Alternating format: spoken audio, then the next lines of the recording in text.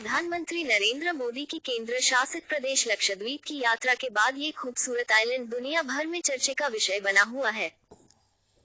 इस आइलैंड की खूबसूरती और प्रधानमंत्री को इसके टूरिज्म के प्रमोशन करने से मालदीव के मंत्री ने हाल ही में कटाक्ष करते हुए ट्वीट किया था, लेकिन ट्रोल होने के बाद उन्होंने अपना ट्वीट डिलीट कर दिया। चलिए इन सब चीजों से हटकर हम बात करते हैं लक्षद्वीप के इतिहास के बारे में। क्या है यहाँ आने वाले टूरिस्टों के लिए नियम कानून? क्यों ये देश के अन्य टूरिस्ट प्लेस की तरह ज्यादा एक्सप्लोर नहीं हुआ था, या फिर इसका इतिहास क्या रहा है? कैसे ये हिंदू और बौद्ध वाला यह आइलैंड इस्लाम बहुल हो गया?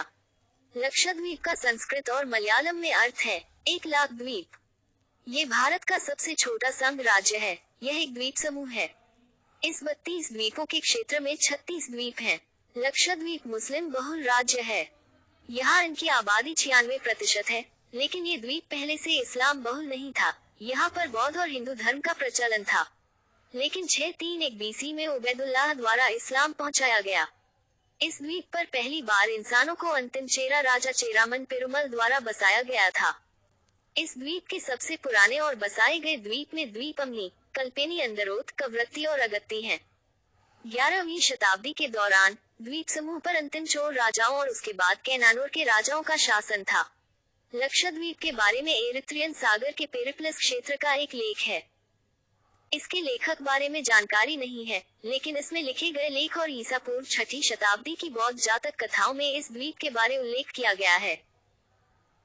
इस्लाम आने के बारे में एक प्रचलित कहानी है कि राजा चेरामन पेरुमल 825 ईस्वी में इस्लाम अपना लिया था, क्योंकि अरब से संपर्क और व्यापार होने की वजह से कहीं न कहीं इस्लाम का प्रभाव उन पर और इस द्वीप के लोगों पर रहा था।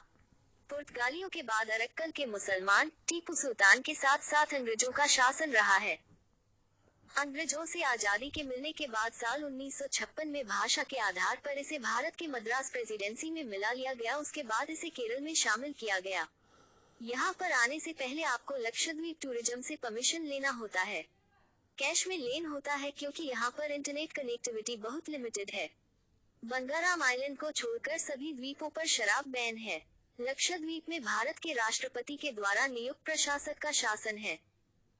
केंद्र शासित प्रदेश में एक स्थानीय सरकार है जिसे लक्षद्वीप प्रशासन के नाम से जाना जाता है, जो द्वीपों के दिन प्रतिदिन के शासन और विकास के लिए जिम्मेदार है।